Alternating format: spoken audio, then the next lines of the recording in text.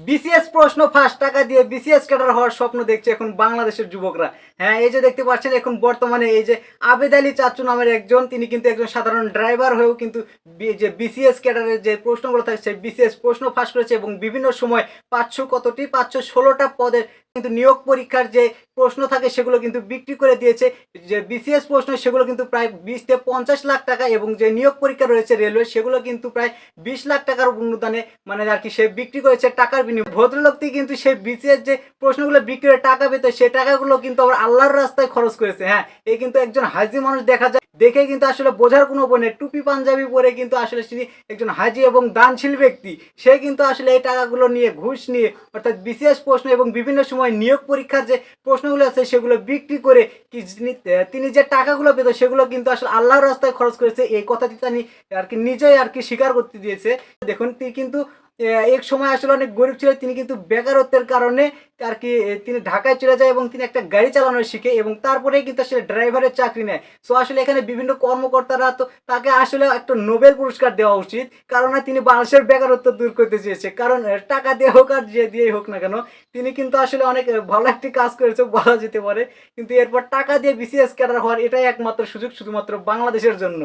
তো তিনি কিন্তু আসলে এটা নিয়ে আসলে এটুকু করে থেমে থাকেনি। তো 516টা পদ ছিল আর কি, পরীক্ষা তো দিবে অনেকজন কিন্তু নিয়োগে আসলে দেওয়া হয় 516 জনকে, কিন্তু তিনি আসলে বিক্রি করেছে প্রশ্ন 700 জনের কাছে। তো টাকা দিয়ে প্রশ্নপত্র কিনেছে 700 জন, অথচ নিয়োগ পাবে হচ্ছে 516 জন। আরও 184 জন তারা কিন্তু টাকা দিয়ে প্রশ্নপত্র কিনেও চাকরি পাচ্ছে না।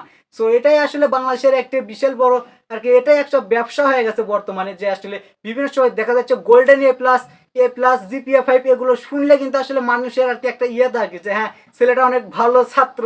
কিন্তু বর্তমানে 5-10 হাজার টাকার বিনিময়ে প্রশ্নপত্র কিনে পাওয়া যায় এসএসসি এবং এগুলো বিক্রি করে তারা কিন্তু আসলে রাতারাতি কোটিপতি বনে যাওয়া এরকম একটি বিষয়। সো গরিবারি সব কিছু করে ফেলে এবং মাত্র 5-10 হাজার টাকার বিনিময়ে প্রশ্নপত্র কিনে তারা কিন্তু গোল্ডেন এ+জিপিএ 5 পেয়ে যায়। প্রায় এক যুগ ধরে কিন্তু এই প্রশ্নগুলো তিনি বিক্রি করে আসছেন এবং এই কোশ্চেন আউট করে তিনি কিন্তু আসলে মোটা অঙ্কের টাকা হাতিয়ে নিয়েছে এবং এগুলো করে কিন্তু তিনি গ্রামে এবং শহরে বিভিন্ন জায়গায় তিনি কিন্তু টাকার আলিশান সব কিছু করে ফেলেছে। সো এখন কিন্তু এটাই বাংলাদেশে আর কি। এরপরও বাংলাদেশে আরও কিছু দেখা গেছে যে স্বামী এবং স্ত্রী এবং প্রেমিক প্রেমিকা দুজনে একসাথে বিসিএস ক্যাডার হয়েছে। সো এগুলো আসলে কি কারণে হয়েছে সেগুলো আর কি বোঝার এটাই মাত্র একটা সুযোগ যে স্বামী এবং স্ত্রী দুজনে একসাথে বিসিএস ক্যাডার হওয়ার কিসের জন্য হলো।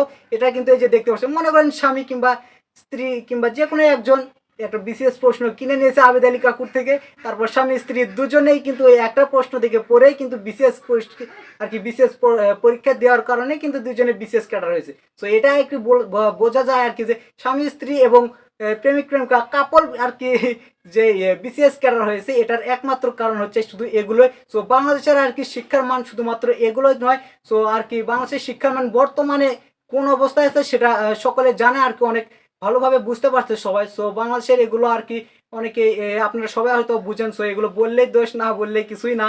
সো যাই হোক, আপনারা সবাই যেহেতু জানেন, বিশেষ করে আবেদ আলী কাকু বিশেষ প্রশ্ন বিক্রি করেছে